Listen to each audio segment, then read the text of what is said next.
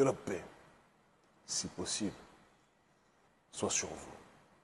En direct de Cotonou, Bénin, terre de Béanzin, terre de Bioguera, terre des Agodjé, terre de dignité et terre qui redeviendra tôt ou tard une boussole pour l'Afrique, mais aussi pour le peuple noir dans sa globalité. Un honneur et un bonheur de vous retrouver en cette période des plus mouvementées. Vous savez tous que j'aime naviguer dans les eaux agitées. Il y a un mois, j'étais intervenu à mon retour de tournée. Je m'étais exprimé devant la statue des Agodjé, une des rares choses que le président Talon a fait de bien. Il en a fait quelques-unes de bien, soyons objectifs. Mais malheureusement, ce qu'il a fait de mal sur la balance est largement vainqueur. Et c'est ce qui est le plus dramatique pour un président qui est censé être, enfin, je dis bien censé, comprenne qu'il devra en fin de mandat. J'ai préféré, après mon retour, me focaliser sur le travail de fond, les rencontres avec toutes les forces vives de la nation, à travers mon organisation, Urgence panafricaniste, organisation de résistance au néocolonialisme, de lutte contre l'impérialisme, la malgouvernance, et qui lutte plus que jamais pour la justice sociale. Nous avons rencontré la plupart des partis politiques d'opposition. Le bilan a été, on le dira, contrasté. Certaines entités ont lorgné sur notre audience, mais nous n'avons pas forcément senti la sincérité. Et d'autres entités se sont illustrées par leur sincérité, leur fraternité. Et il y a de bonnes relations qui, plus que jamais, ont été créées. Nous y reviendrons dans les temps prochains. Nous avons rencontré aussi les chefs de syndicats. Nous avons tous reçu à notre siège, en tout cas certains syndicats, les plus puissants, les plus influents, avec lesquels nous avons de très bonnes relations. Nous avons rencontré des mouvements citoyens, des mouvements de jeunes, tous étant fatigués par le régime Patrice Talon. Je voulais tourner initialement à la place des Martyrs. Mais je me suis rappelé que la place des Martyrs, ce n'était pas une petite place, c'était le pays globalement dans lequel nous vivions, dans lequel nous vivons, qui est le Bénin, sous Patrice Talon. Un Patrice Talon, président, qui martyrise plus que jamais sa population. Mon allocution aujourd'hui va porter sur une thématique précise qui est la crise diplomatique qui se déroule entre le Bénin et le Niger.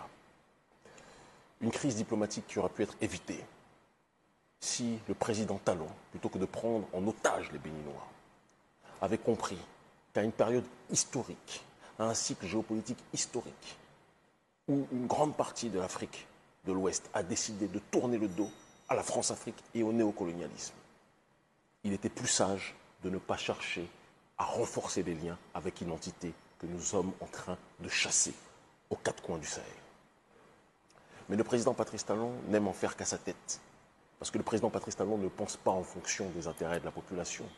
Le président Patrice Talon pense en fonction de comment il peut améliorer ses affaires en tant que businessman, puisque pour lui, le Bénin est une plantation dont il est le patron et il cherche à en tirer profit à travers diverses interactions avec d'autres négriers, d'autres esclavagistes contemporains, comme les gens de l'Élysée.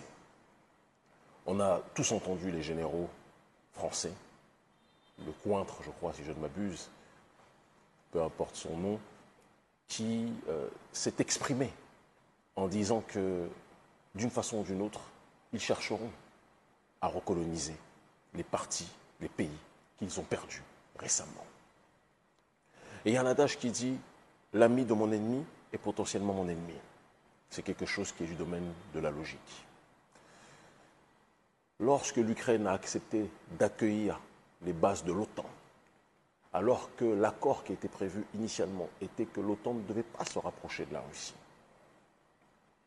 Le président Vladimir Poutine a estimé que c'était une défiance, une déclaration de guerre, que l'Ukraine devienne un réceptacle pour l'OTAN, pour que l'OTAN puisse braquer ses canons, ses chars, ses armes contre la Russie.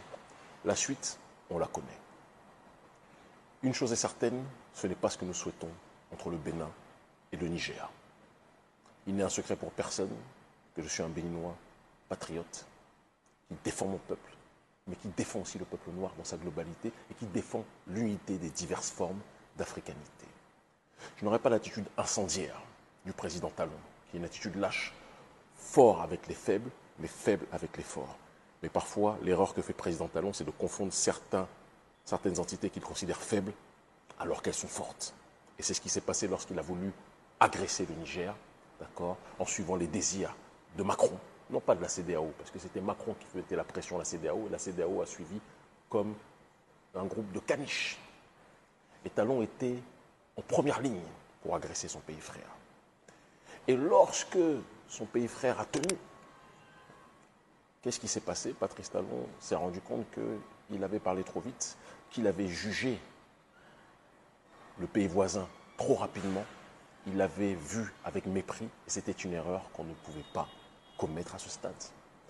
Il a rétropédalé sans jamais s'excuser réellement. Il a rétropédalé sans jamais être dans une démarche d'apaiser sincèrement. En disant, il y a le temps de la guerre, il y a le temps du dialogue. Ce n'est pas comme ça que les choses fonctionnent, M. Talon. Le Niger a expulsé l'armée française. Vous accueillez des instructeurs français. Moi, je ne parle pas, et je le dis très clairement, de base militaire française. Je parle de ce que les militaires français eux-mêmes, sur leur propre radio coloniale, ont reconnu avant d'essayer de trouver des superfuges pour reculer, en disant qu'il y a des instructeurs français. Ils ont dit qu'il n'y a pas de base militaire permanente, il n'y a pas de groupement militaire permanent, ce qui signifie qu'il y a des groupes militaires et une collaboration militaire qui s'appuie sur différentes séquences, d'accord, simultanées. Et cette collaboration est connue de tous et de toutes. Et lorsque l'on met en relation, souvenez-vous de l'opération Persil, d'accord, lorsque la France-Afrique a voulu, à travers des zones voisines, déstabiliser la Guinée, de Sékou Touré. Souvenez-vous, lorsque les autorités françaises récemment ont dit que les pays qu'ils ont perdus, ils vont tout faire pour les réoccuper, pour les déstabiliser, tout faire pour agir de telle sorte que ceux qui ont eu l'outrecuidance, selon eux, de les faire reculer, seront des régimes qui vont chuter. Lorsque l'on met cela dans le contexte, et qu'on apprend que Talon renforce des liens de manière maladive, excusez-moi, avec ceux qui ont été chassés par le Niger, lorsqu'on leur rajoute à cela que le chef de l'Africom, l'Africom c'est le haut commandement, d'accord, américain, militaire américain sur le continent africain, l'Africom qui est, avec l'armée française, l'entité co-responsable de l'assassinat de Kadhafi et de la déstabilisation de la Libye. Patrice Talon, dans son analphabétisme géopolitique, invite donc les deux entités qui ont contribué à détruire le Sahel et à assassiner le frère, le guide, Mouammar al-Kadhafi. Et donc Patrice Talon appelle les meurtriers pour que ceux-ci l'aident à soi-disant pacifier ce qu'eux-mêmes ont créé. Et il pense que les autres pays autour de lui partagent sa débilité politique. Je dis bien sa débilité politique, ce n'est pas une insulte, c'est un constat. Et il faut que quelqu'un vous le dise. C'est une erreur fondamentale, monumentale d'agir comme ça. Et si votre entourage n'a pas le courage de le dire, on doit vous le dire, Président Talon. Vous mettez en danger les Béninois. Mais dire cela ne signifie pas que nous pensons et que nous souhaitons que les tensions puissent être maintenues entre les deux nations. Il y a un proverbe africain qui dit « Quand les éléphants se battent, c'est l'herbe qu'ils foulent qui souffre. » Notre peuple souffre au Bénin, au Niger. Et donc je le dis avec amour à mon grand frère, le général Tiani, que je respecte de manière infinie, et il le sait. Et j'aurai l'occasion de lui dire prochainement, lors de mon prochain déplacement, que les Béninois aiment le Niger, que les Béninois ont foi en une fraternité avec le Niger, mais que le général Tiani comprenne que cette situation est une situation qui va faire perdre beaucoup aux deux pays. Trouvons des solutions pour faire la paix. S'il le faut, je me porterai en intermédiaire. Parce que même si le président Talon est un adversaire politique, cette situation dans laquelle il nous a plongé par son agressivité et sa volonté de collaborer avec les pires ennemis du continent africain, la situation dans laquelle il nous a plongé va faire en sorte que les deux pays vont être en difficulté. Nous tendons la main. Des Béninois, citoyens, patriotes, tendent la main pour demander au général Tiani de faire en sorte qu'on puisse rétablir le lien. Ceci est possible.